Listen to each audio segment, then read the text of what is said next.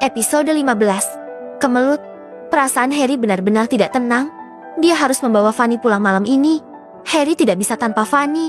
Hei Ibu, kenapa baru kau rasakan bahwa Fanny begitu berharga? Pria berusia 30 tahun bergegas keluar rumah untuk mencari keberadaan Fanny. Istriku, aku akan menjemputmu. Jangan marah, lagi Fanny. Aku tidak bisa hidup tanpamu. Gumamnya. Harry langsung berjalan tergesa-gesa menuju ke garasi untuk mengambil mobilnya. Bip, bip. Pria itu membuka kunci otomatis pada salah satu mobil koleksinya dan akan masuk ke dalam sebelum sebuah suara mengagetkannya. Harry, tunggu sebentar. Pria itu menoleh ke belakang dan mendapati Yolanda ada di sana. Mau apa kamu kemari? Aku akan pergi. Pulanglah Yolanda. Yolanda mengepalkan tangannya kuat dan berjalan ke arah pria itu. Apa kamu mengusirku, Harry? Lalu bagaimana denganku? Kamu harus menjelaskan padaku bagaimana nasibku ini. Teriak Yolanda. Pokoknya kamu harus tanggung jawab. Aku gak mau pisah darimu. Harry menatap tajam ke arah wanita yang sudah setahun menjadi selingkuhannya itu. Semua ini salahmu dan kamu masih ingin aku bertanggung jawab. Harry berjalan mendekati Yolanda. Kamu sendiri yang melemparkan dirimu ke ranjangku. Kamu yang merayuku. Kamu yang menyerahkan dirimu sendiri. Jadi jangan pernah meminta pertanggungjawaban dariku. Ucap Harry tajam dengan aura yang menyeramkan. Yolanda merasa kali ini Harry sangatlah berbeda. Tatapan lembut yang biasanya dipancarkan dari mata elangnya berubah menjadi mengerikan. Seakan bisa mencabik seluruh tubuh orang yang melihatnya. Yolanda diam terpaku di tempat. Seluruh tenaga dan kekuatan yang tadi mengibar tiba-tiba sirna begitu saja.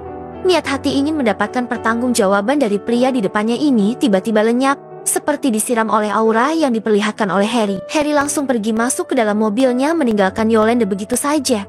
Saat ini yang dipikirkan adalah sang istri yang diketahui telah berada di luar kota. Ketakutan akan kehilangan Fanny membuatnya menjadi pria sadis yang tidak ingat kelakuan bejatnya bersama Yolanda. Saat ini yang difikirkan hanyalah Fanny. Fanny dan Fanny.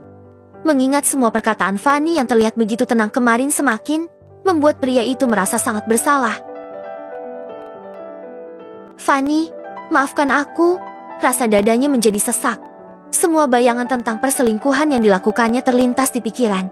Membuat pria itu mencengkram setir mobilnya kuat. Menyesal sudah pasti.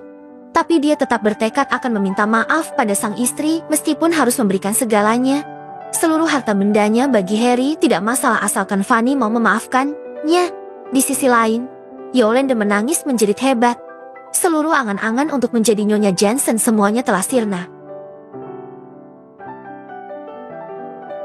Padahal selama setahun ini, dia merasa yakin bahwa Harry akan mencintainya setulus hati dan mau meninggalkan Fanny.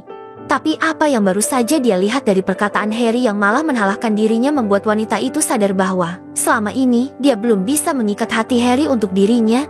Semua ini karena Fanny. Aku akan membalas apa yang telah dia lakukan padaku. Lihatlah bagaimana aku akan menjatuhkanmu, Fanny. Harry, aku mempunyai rekaman video yang akan membuat semua orang mengetahui perlakuan Harry. Video di mana kami sedang bercinta akan kusebarkan kalau Harry tidak mau bertanggung jawab. Yolanda tersenyum sinis menampilkan seringai yang juga menakutkan.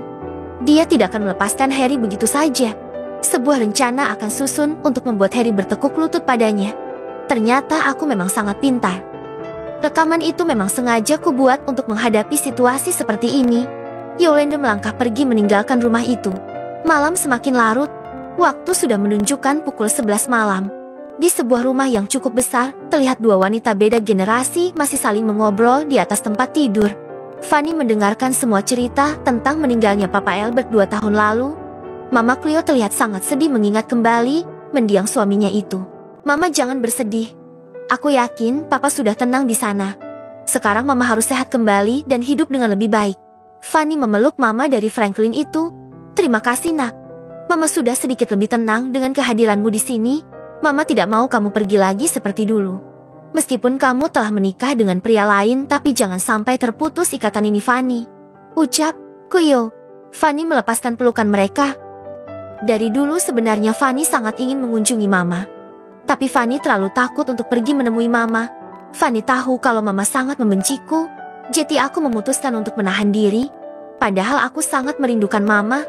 Cleo tersenyum lebar mendengar ucapan dari wanita yang sudah dianggap sebagai anaknya itu. Sedangkan Franklin masih menatap ke arah Fanny dan sang Mama. Ingin sekali dia bisa mengabulkan keinginan mamanya itu yang menginginkan Fanny menjadi istrinya. Tapi Mama Cleo sadar bahwa Fanny telah menikah. Mama tenang saja. Aku pasti akan merebut Fanny kembali dan menjadikannya istriku. Tapi sebelum itu Fanny harus menceraikan Harry terlebih dahulu. Setelah sebelumnya dia akan merebut dan menghancurkan semua milik Harry. Setelah itu aku akan mengambil Fanny kembali dan akan membuatnya bahagia. Tiba-tiba dari arah depan terdengar suara pintu ketukan yang terdengar jelas karena memang malam sudah semakin larut. Sepertinya ada yang mengetuk pintu depan. Ucap Mama Cleo menatap putranya. Akan kulihat siapa yang malam-malam begini bertamu. Franklin berdiri dan berjalan keluar dari kamar mamanya. Dia pun menuruni tangga dan melangkah mendekati pintu depan. Tok, tok, tok. Pintu itu diketuk lagi, bahkan kali ini lebih keras dari sebelumnya. Blam. Franklin langsung membuka pintunya sedikit keras karena merasa sangat terganggu dengan kehadiran orang yang mengetuk pintu itu. Tapi pada saat melihat orang di depannya ini, Franklin begitu terkejut, tapi dia berhasil menguasai dirinya kembali. Begitu juga dengan pria yang datang ke rumah orang tuanya yang tidak lain adalah Harry. Pria itu nampak lebih terkejut melihat siapa pria yang membuka pintu itu. Franklin, Harry datang dengan keadaan yang kacau berantakan dengan rambut acak-acakan dan juga baju yang sudah kusut. Jelas saja karena sejak pulang dari kantor Harry belum mengganti pakaiannya, bahkan mungkin pria itu belum membersihkan diri.